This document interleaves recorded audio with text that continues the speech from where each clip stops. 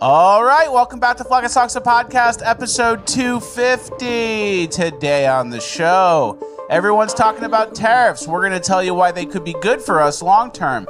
Then, Islam is taking over America. We're going to show you clips out of Texas, Arizona, and Philly that are going to make you big mad. Then we have a pup play demonstration and cringe of the week you're not going to want to miss. And last but not least, we have a low impulse control section in Urban Decay that involves dog poop throwing and the murder of a teenager.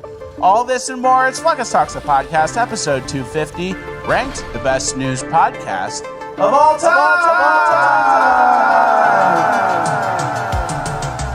Because words are just words until action actually starts. And actions speak louder than words, but at the same time, words speak louder than actions because sometimes it's the right thing to do. Very cool. Very cool. It's Flock of Sox, the podcast, featuring Richard Rabbit.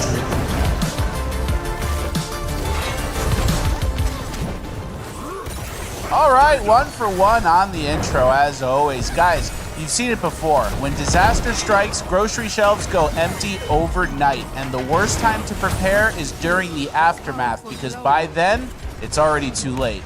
That's why smart Americans trust My Patriot Supply to help them prepare before crisis strikes. And now, My Patriot Supply is making that easier than ever. Order their 4-week emergency food supply today and get 4 72-hour food kits completely free. That's almost 2 weeks of bonus meals at no cost. Each of these kits offer over 2,000 calories per day of delicious, easy-to-prepare meals that last up to 25 years on the shelf. That's real peace of mind. No empty shelves, no last-minute panic. My Patriot Supply has you covered. Stock up today before this deal disappears, because when emergency hits, food will be the first thing to go. Go to preparewithfleckus.com today to grab your kit, plus the 12 days of bonus meals absolutely free. Preparewithfleckus.com is the website. It's linked in the description. Thank you to My Patriot Supply for sponsoring. Let's get into housekeeping. All right, thank you to My Patriot Supply for sponsoring. Thank you, My Patriot. Happy Friday, everybody. Totally different energy this episode. Feels good to be here. Happy Friday. The weekend's here. We're all slacking off at work. Yeah. Feels good. We do have something to get to, some housekeeping within housekeeping. Before we get to the show, I have to clarify something from Tuesday's episode. That shirt I was wearing was, in fact, a woman's shirt. Here's the picture of it. I thought it was a men's shirt because it was a 2XL, and there's no world I thought where I'd fit into a woman's 2XL. But ladies are getting bigger in America. Yeah, I guess so. And I'm like a 5XL in Chinese. Oh. So I figured, like, oh, this is a 2X. It is cut a little weird. The shoulders are a little off. And it's a little short around here. But, oh, it's a 2X. It's got to be a men's shirt. Ends up, it was a woman's shirt. So sorry about that. Hope I didn't confuse anyone's kids. This is not trams. Yeah, this is not the show. It's a good thing that you apologized. And for the record, I told him not to wear that shirt. Mainly because it was the same color as the background. Yeah. But, I knew something wasn't right. It looked weird. And then I had like these like pointy shoulders. I felt like I was in the Hunger Games or something. Disgusting stuff. Very disrespectful. I apologize. Okay. Let's get to the show. Okay. We have a lot to get to. We have a pretty packed show. Might go long. If we do, who cares? It's Friday. Yep. First things first, Cory Booker did a filibuster. We're going to play a little clip from it. I will tell you.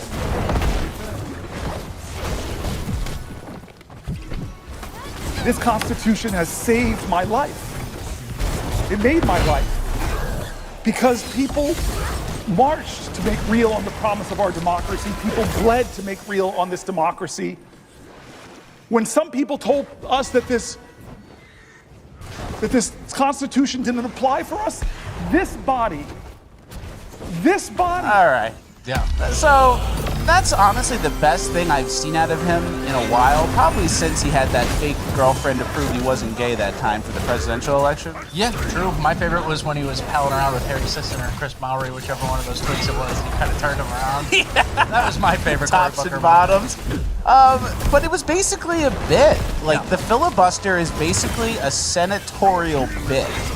Well, So, But like that's what I like. It's like a Costanza move to be like, oh, I'll just waste everyone's time. And what if I talk for 24 hours? Will that change it? I can do that. It's like a Costanza thing. well, but then it's also a tool to stop legislation. But I hear you saying filibuster. This was a protest. This wasn't a filibuster. This wasn't for a specific piece of legislation. He just got up and did this.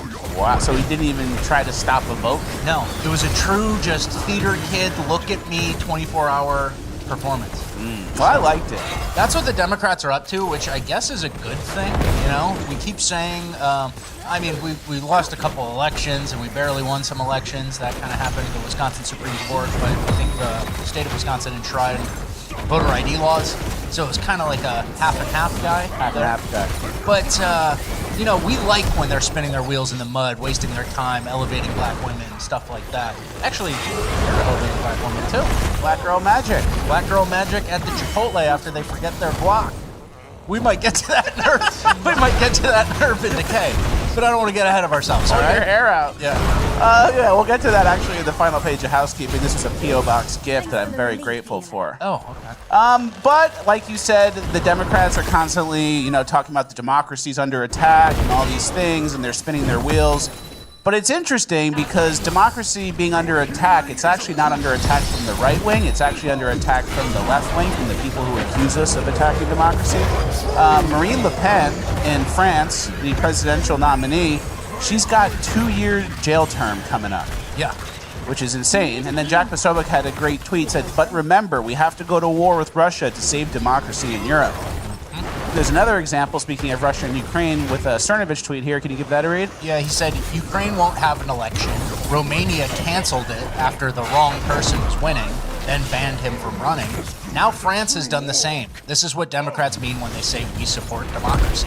Yeah, so it's all backwards and upside down. And to be honest, I know it's horrible that Marine Le Pen's getting a jail sentence, but it could be what sets it off, and people finally will say enough is enough, and maybe take it to the streets and protest in the right way. Yeah, it could be. But yeah, there's a true globalist caveat for we love and protect democracy as long as you're not a far-right anti-migrant person, which is what's actually bubbling up. So they'll do everything they can, lawfare across countries. And I don't know. I hope you're right that something bubbles up. And it's not really a democracy when you don't look out for your own constituents and you just bring in third worlders and then arrest people who complain. That would be an attack on democracy if you were to bring in a population of incompatible people and say, you have to ignore them. Yeah, very true. All right, let's get to our own issues here in America. The tariff war is underway. It's been going for a few weeks now. The economy, I mean, short term, the stock market's going down. The shit coins are going to crap. Yeah. But That's why they call them shit coins, brother. But there is a silver lining, and I think Trump does have a plan here. We have a full list of all the reciprocal tariffs going on, so you can see every country's tariffs on us and what we're doing back to them. Yeah. It's a long list. Everyone's been tariffing us for a long time. China hit hard, European Union hit hard, Vietnam absolutely obliterated, Taiwan smoked, but I guess the U.S. is analyzing them as a country, so that's good for them and bad at the same time. Japan, India, South Korea, Indonesia, Malaysia, Cambodia got killed. A lot of these kind of third world sweatshop factory, Nike manufacturing garment people. Yeah, they make Chinese crap for us. Yeah. In all these other countries, they make the Chinese plastic crap that Exactly. we consume. And then they try to play hardball, but do you have anyone else to consume your Chinese crap? That's what I'm saying. Americans definitely got addicted to cheap Chinese plastic and cheap garments and all that stuff. But those developing nations aren't going to be developing much longer. They got no one to unload that on. So Yeah, they don't have as much leverage as they think. And obviously the short term, the stock market has gone down like we said. We have a tweet here that it gets interesting, and we're going to also kind of give you the silver lining in this whole section. Yeah, massive red day on Thursday in the markets. Indexes, NASDAQ and S&P 500 are both down like close to 5%. So huge negative reaction. I don't think the market expected the scope and the size of these tariffs, right? But this chart says the S&P 500 index to inauguration day, and you see Obama and Biden going up, within 200 days from inauguration day, and you see Trump's chart right there. After 50 days, little straight line down. Market's facing some turbulence. But someone said, kicking the can down the road versus dealing with it now. I voted for this. And that's what we're going to show you in these next tweets and clips. Exactly that. You know, you could kick the can down the road, you could keep it afloat and print more money and kind of pretend everything's okay, or you could have some pain in the short term and do the fix you need to do to long term be free. And I think that's what Trump's going to do, and I trust Trump to cook on these tariffs in the short term. Can you read that next tweet as well? And then you have a NASDAQ graph up here too. Yeah, NASDAQ.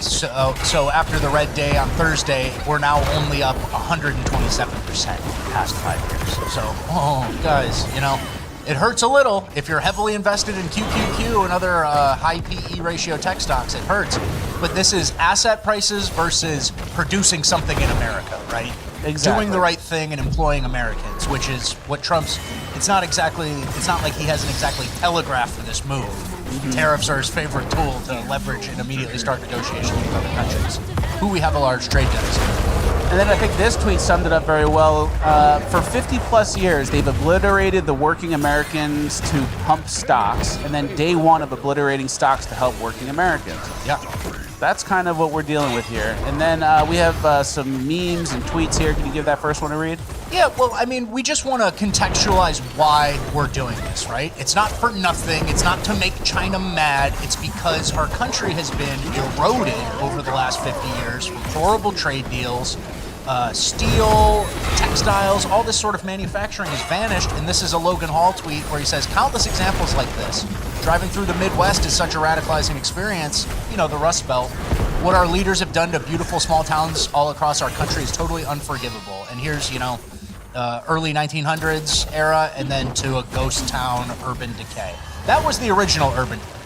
Our urban decay we talk about, it's a little, you know, darker.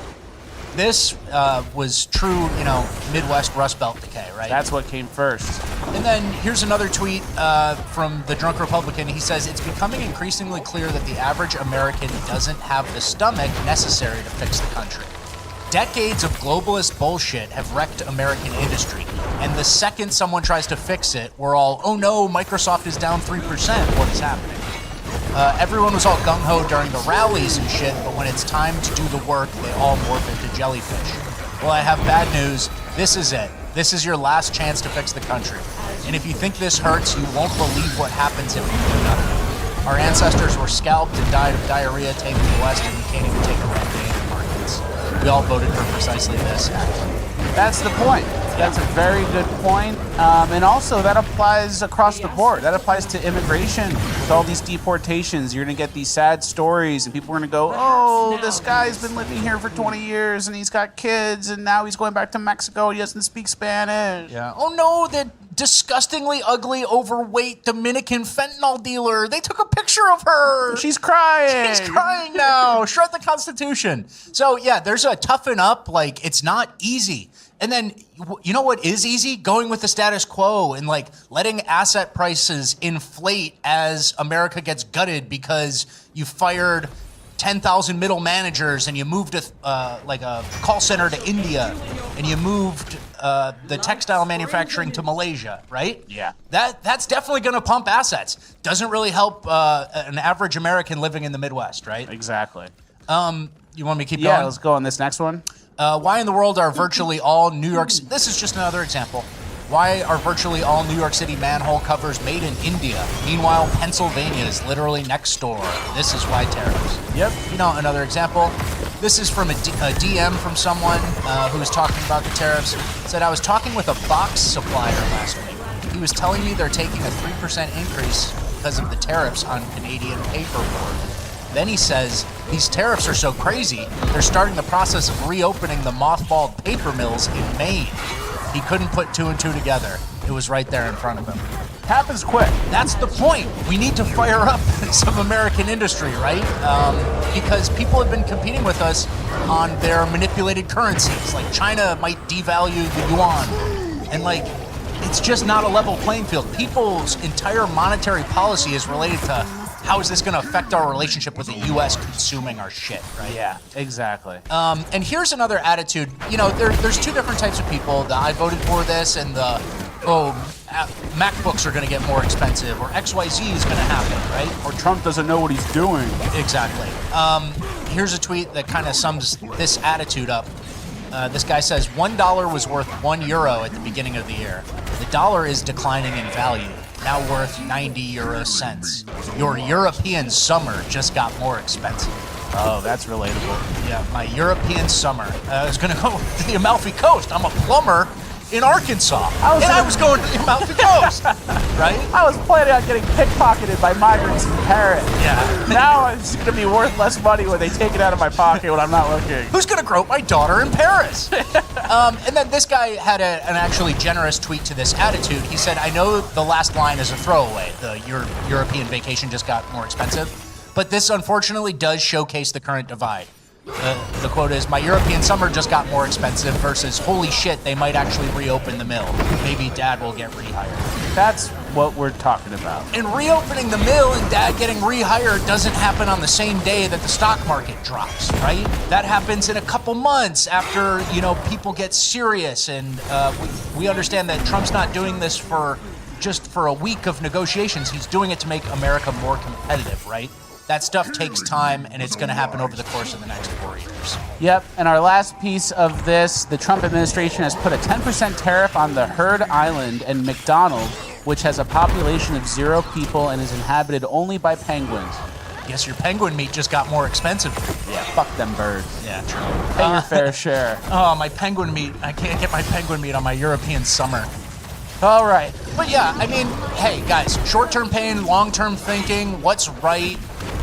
We've been in this managed decline for so long that some people just go, oh my God, what's going to happen? Well, everything's slowing down. And like this economy we inherited had so much inflation already. And we've been on this kind of weird track where the Fed is controlling how our economy is doing just by manipulating interest rates when we're not actually bolstering anything at home, We're not incentivizing.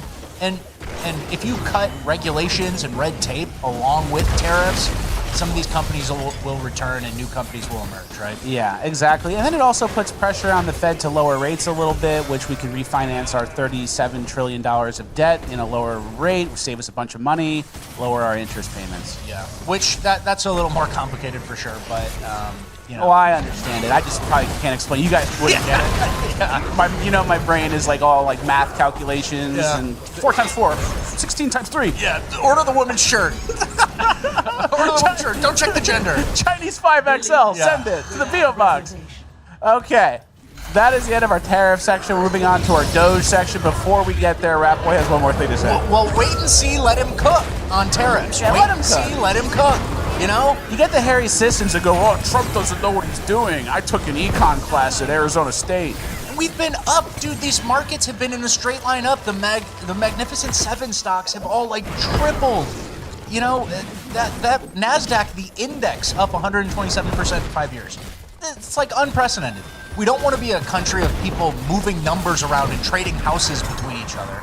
We want to actually make some of the shit that we consume because we consume so much. That's a good point. So, and last thing, maybe crypto will decouple from the stock exchange and stocks go down and everyone go to crypto, no tax on crypto. Maybe we get some Doge dividend money sent to us and the crypto goes crazy. I don't know. Hopefully. that sounds personal. That sounds personal.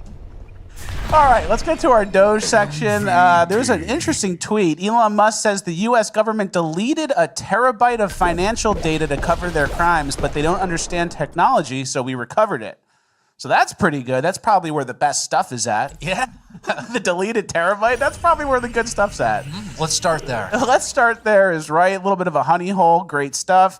And then obviously with Doge, a lot of people are getting fired and losing their government jobs, especially people that don't show up to work at a physical location.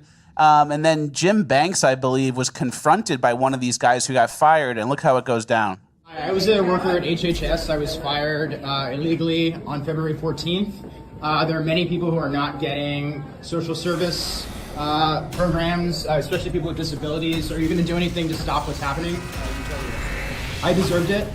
I deserved it. Dude, wow. That's so sad. Yeah, that's great to hear. Why did I deserve it? Because you seem like a clown.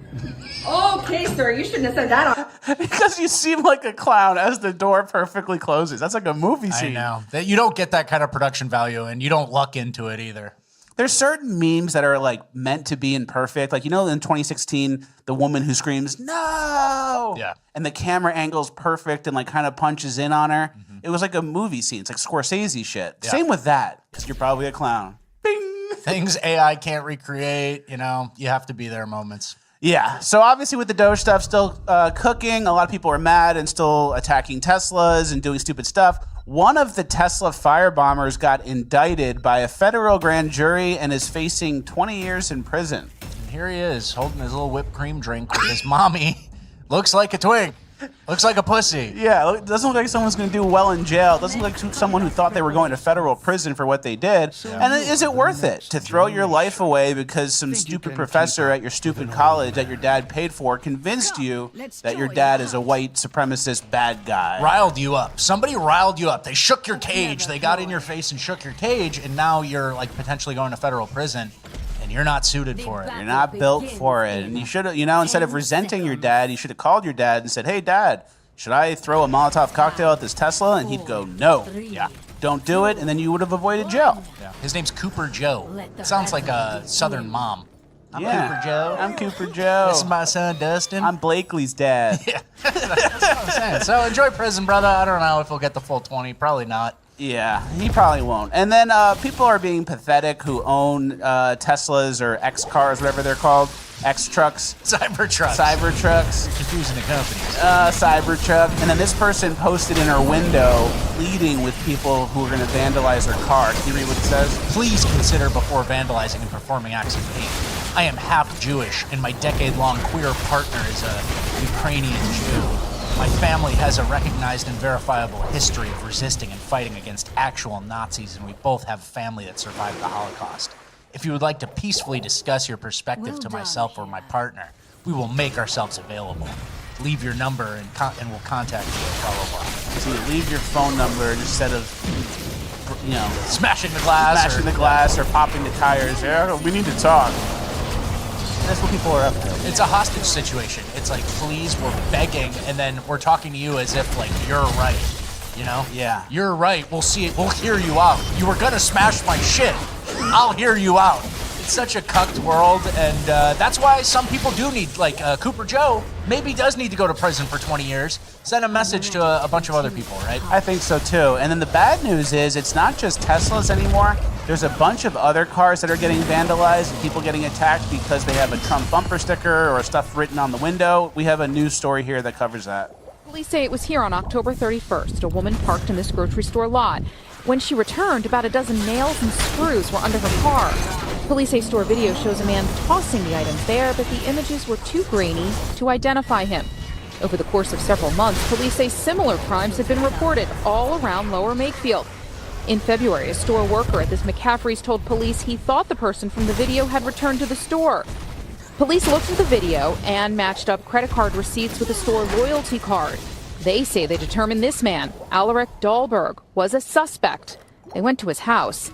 And according to these documents, Dahlberg told police he shopped at the store frequently. And when he was showed images from where the crimes took place, police say he identified himself, saying he targeted people based upon political signs he saw or conversations he overheard. But he admitted it. Because she was a Trumper, what he says. That's why you had to destroy someone's car. And there was another story out of Long Island. It didn't get much coverage, but someone had Trump written on their back window of their car. Okay. And the car was completely engulfed in flames and destroyed because it was a Trump supporter. So keep your head on a swivel out there. Yeah, the children are throwing a tantrum. You actually don't even need to advertise yourself as being pro-Trump anymore. Won the election, it's kind of over. There will be another push during the midterms, but it's a quiet time. And you got crazies out there who are going nut-nut.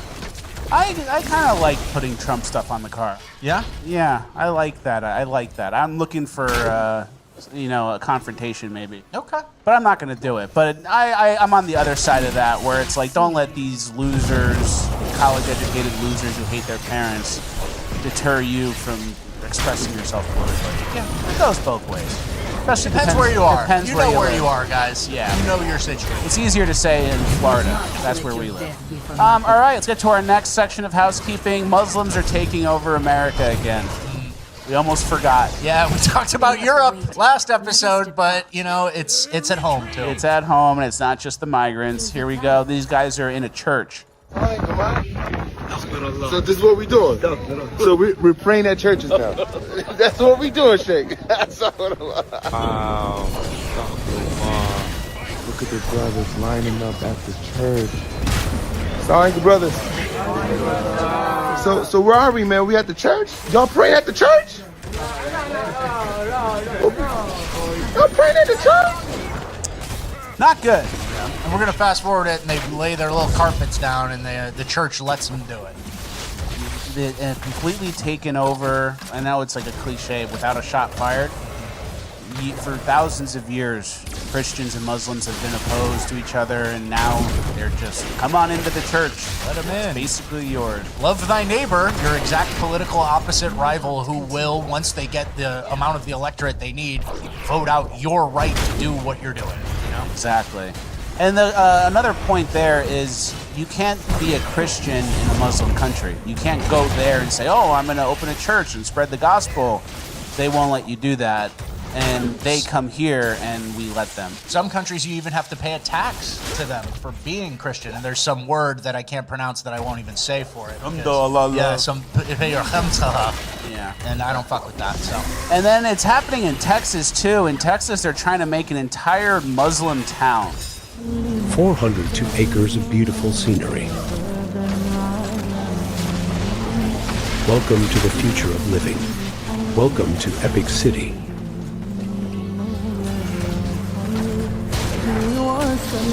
Nestled in the heart of Josephine, Texas. It is about 20 miles and 20 minutes from Epic.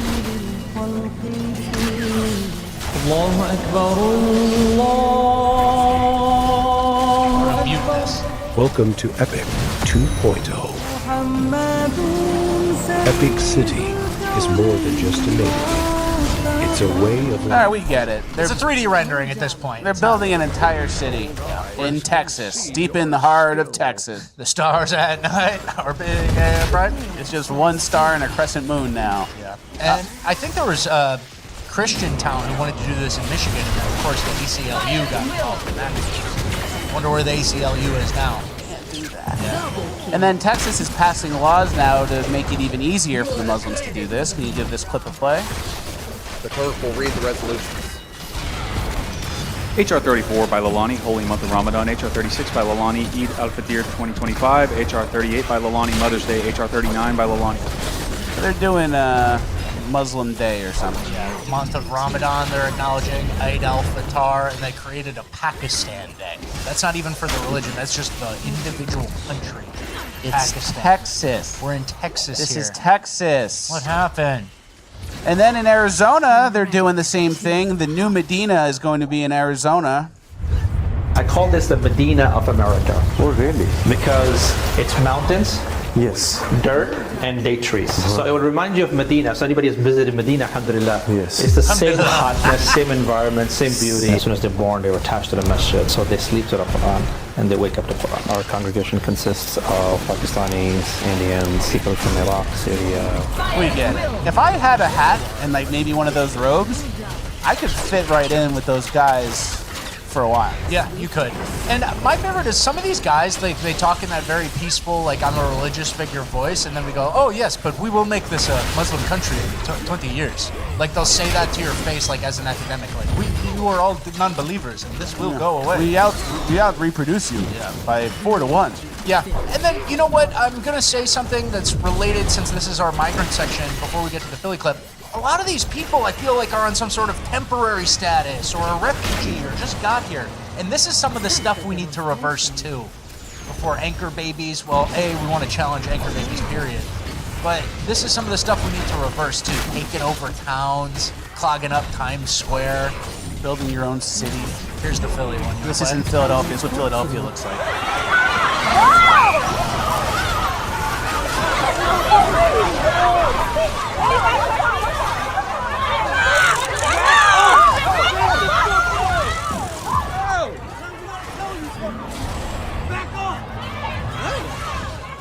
Poor guys have to deal with this shit. It's like Mogadishu. Yeah. How many times do I have to fucking tell you people, back up? Yeah. So it's like a bunch of times. He's probably going to get fired for that. Yeah, we'll see.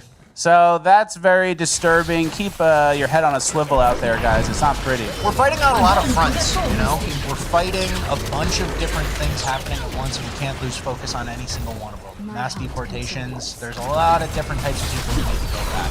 They're incompatible. Like, certain people, these ones stick out the most because they're so incompatible. Yeah. They want to live an insular lifestyle. You know, they take pride in being incompatible. They're not like, well, it's a little different here than it used to be. They're like, no, we're going to come to America where it's much better, and then we're going to make it exactly how it was where we came from, but just with a better grocery store. Yeah, a better grocery store, and then like better social services that we're going to also take advantage of. Suck the money out as much as we can. They're sucking it out. Yep. All right, we're moving on to the final page of housekeeping. Before we get there, Farmer Bill's music video.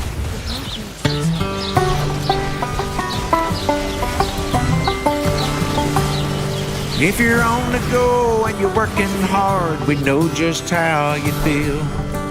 You need a snack that'll fill you up, but no time to make a meal. So pick up some Farmer Bill's provisions made in the USA. It'll give you taste buds to giddy up and you'll be on your way. Farmer Bill's Provision. Farmer Bill's Provisions, the perfect protein snack. All right, thank you to Fleckus for doing that Farmer Bill music video. Alhamdulillah. Thank you, Fleckus. All right, let's get into the final page of housekeeping, where I can talk about whatever I want. Before we get there, juicy outro, tip of the post, leave a like, leave a comment again, that's right, yapping. P.O. Box needs to be full, we're gonna go over that shortly. Notifications need to be on, and the episodes need to be sent to the boys in the group chat. Smart. I added that. There you go. All right, our first clip of final page of housekeeping, some sort of Russian uphill ice challenge.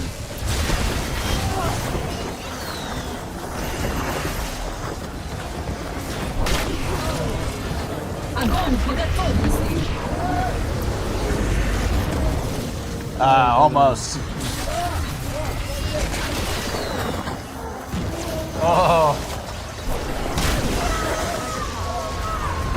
Oh, did he snap his leg? Completely snapped his leg. Oh.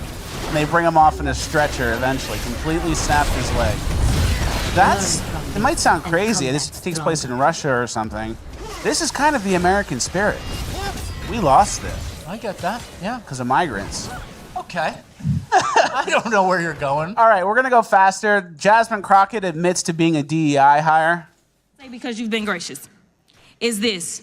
When I first became a public defender, I had no criminal defense experience. And I walked in and I told my boss, Charlie, I said, listen, you should hire me. He said, why? I said, because I'm black. Charlie looked at me like I was crazy. We know, Jasmine. Yeah, that's every black politician has a career start like that. Or you could do the Kamala route where you suck the guy. You know? She said that part. She thought it was like clever. Like, this is what we've been like complaining about. Yeah. And usually you'd be smart enough to be like, well, I'm not going to really talk about my SAT scores and how I got into law school. Yeah. And she goes, I barely took the SATs. And then once you're in the bloodstream, you kind of fail upwards, and all of a sudden it's our loud, obnoxious congresswoman from somewhere in Texas, right? Yeah, and exactly. Enough black people in the congressional district that you represent. You're going. You're up. You're up. All right, you're up.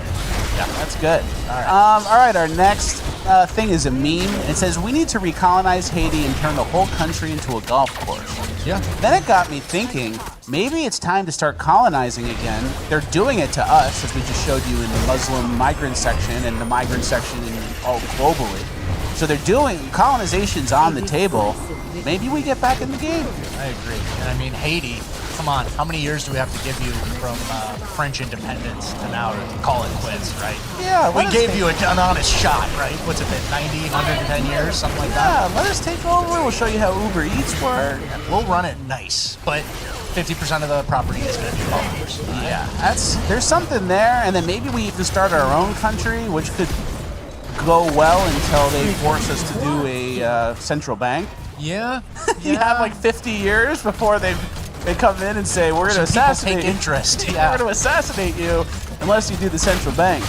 All right, from our last episode, this is actually from Bonus Land. It's just a funny meme. Certification of autism, signed by Donald Trump. You can kind of make that into any meme you want, which is good. All right, next. Flecka shows his phone to the camera during bonus lanes.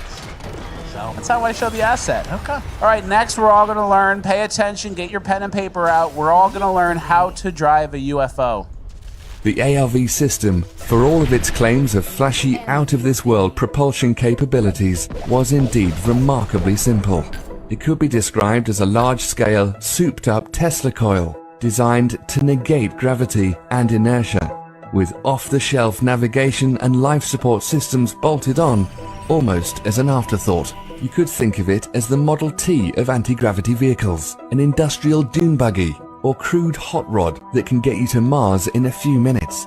In this version at least, first-class seating was still a way off. From everything I've been able to gather, it helps to understand what some of the components are. There's a large capacitor array on the bottom of the craft. It's in the smallest version, it's 24 feet in diameter.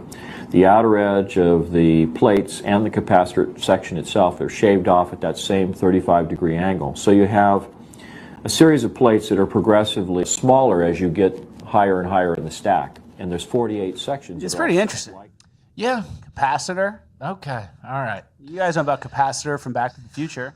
Yeah. Flux. It's pretty in 35 degrees. That makes sense. That rings true. Okay. Go to Mars in just a few minutes. Okay. All right, we have to go fast because we're running. Because we wasted time on that video. We're running a little late. That stupid fucking video. Next, we have a King Kong situation in New York City, I believe.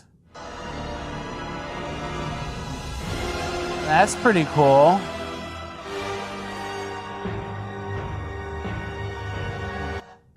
So it makes you wonder, maybe this is what the movie was about. What do you mean? Maybe in the movie, the thing they saw was like a drone display instead of a giant gorilla. Makes more sense than a giant gorilla. All right. All right. Let's get to the final page of housekeeping. As you guys know, I started a new oyster hobby. Went a little hard. I ordered 100 oysters from an online order thing. This is what my refrigerator looks like. And I have some things I learned. Okay. First, fridge smells like shit, by the way. the whole house smells like fish. Smells like shit. Yeah. So the first thing I learned is the whole house smells like fish, and there's a reason people don't do this at home. Yeah. Next, I learned I need probably a separate oyster fridge because otherwise it doesn't work. Yeah. And then I kind of realized how much oysters and shrimp can a person eat? Not much. It gets a little redundant. It's not sustainable. Okay. Also, my shrimp delivery got delayed by a day, so now I'm playing a dangerous game. Yeah. With fish and shrimp that kind of came slightly cool, borderline warm. Yeah, that's a tight window. Yeah, I'm playing a dangerous game. Seafood in the mail. I'll keep you guys posted on that. I do have that shrimp platter picture, and then if you zoom in, I did accidentally reveal myself. And then, so that's it. Everything's going good. I learned how to do it. I'm getting better at it. I like it.